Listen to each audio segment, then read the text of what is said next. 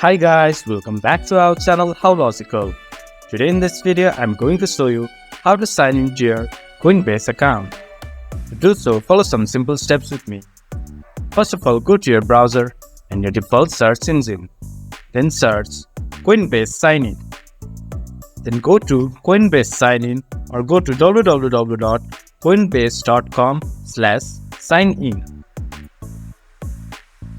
It will then take you to the official website of Coinbase. Once the page has been loaded up, enter your email address, then press continue. Then enter your password, again press continue.